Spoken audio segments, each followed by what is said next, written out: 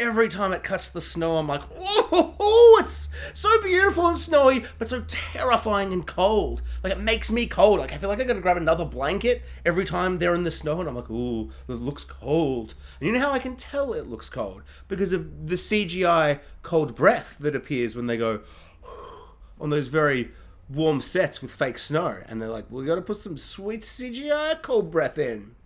Will it look good? No, but we're gonna put it in regardless. The highlight for me of this episode was definitely Misty. Her scene with Coach was incredible. It was amazing. Coach has been slowly kind of losing his mind kind of quietly by himself. And this moment where you realize he's on that same cliff, the cliff that Crystal fell off.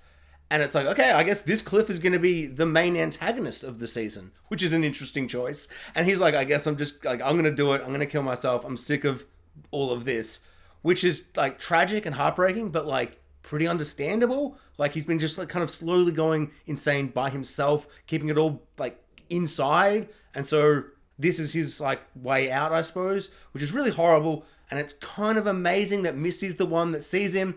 And she's doing all these things. She's like threatening, like, I'll tell everyone all these things, all these lies about you, all these crazy things to try and convince him, hey, don't die. We'll ruin your legacy. And he's like, I don't care anymore. I really don't. And then when she just kind of says, please don't do it. Like, just, I need you. Please don't let me be the reason someone else died. Heartbreaking. Absolutely devastating. I thought for a moment she was going to accidentally reveal that it's kind of half her fault that Crystal fell off that cliff. But she didn't. And it came back to the baby. And I just found all of that with Coach and her really, really powerful, really interesting, great stuff. I'm really glad he didn't kill himself. I kind of feel like, I don't know, like it's not like the easy way out. I just feel like when Crystal died and it wasn't intentional murder, I just think the show has been building.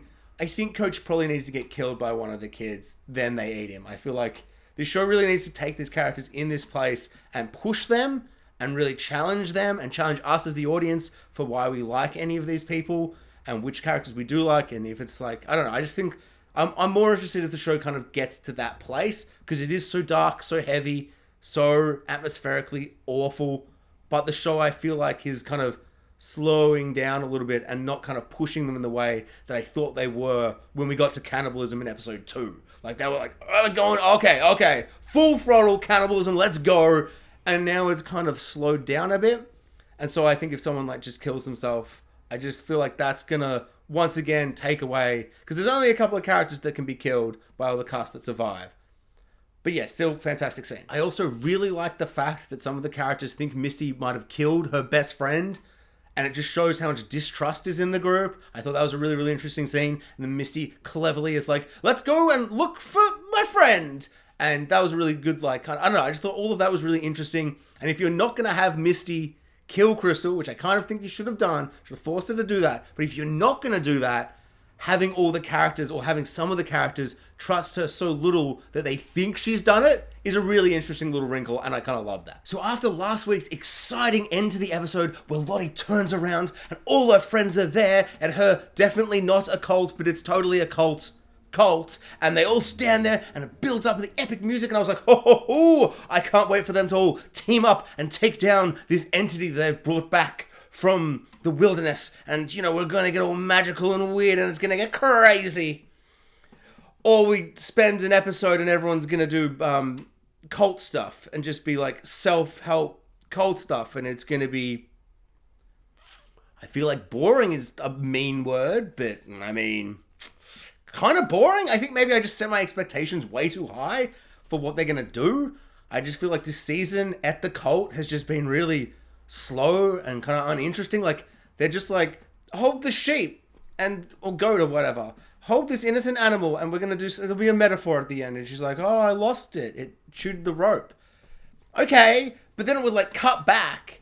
It's just like this tonal whiplash where it has these scenes that are like, I guess they're examining their character and stuff, but then it'll cut back and she's like crying and mourning the loss of her baby in the wilderness, and she's in the shack and she's like, Jackie, I wish you were here, and it's so intense and like emotional, and it's so full on in the wilderness, and then it cuts back and she's like, I can't find my goat. Okay, it's building more and more. I feel like I didn't feel this in season 1. I feel like stuff was happening. It was a bit more action-packed. It was a bit more kind of intense with things that were going on. I just feel like this season, they're all just like hanging around. And they're all like, oh, I've got a lot of trauma. I'm like, I guess. I'm not really feeling that, to be honest.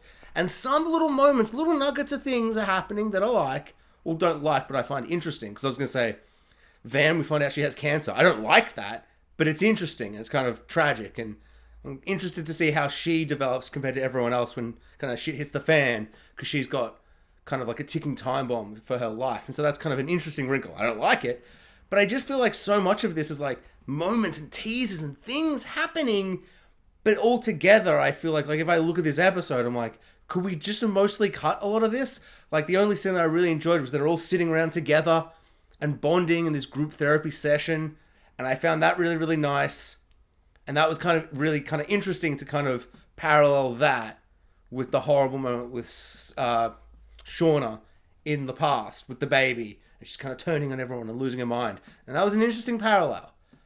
But apart from that, I'm like, I don't care. Oh, actually, no, sorry. There was one absolutely golden moment when Misty gets in the tank and just has a full-on crazy hallucination dreams thing. That everything in that was really imaginative and creative, and maybe some of the most kind of wild and wacky stuff they've done. I loved all of that. I found that was really, really fun and inventive and creative, and I just really liked all those choices and the things they did, everything visually and metaphorically maybe, or symbolism or something. Just really, really cool. I liked that.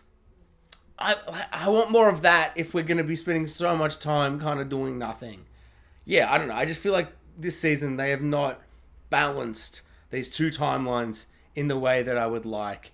I feel like a couple episodes ago there was like this scene where they were like back in high school and it was before they'd gone on the plane, and I thought that was really fun for a moment. I would really love seeing more of that.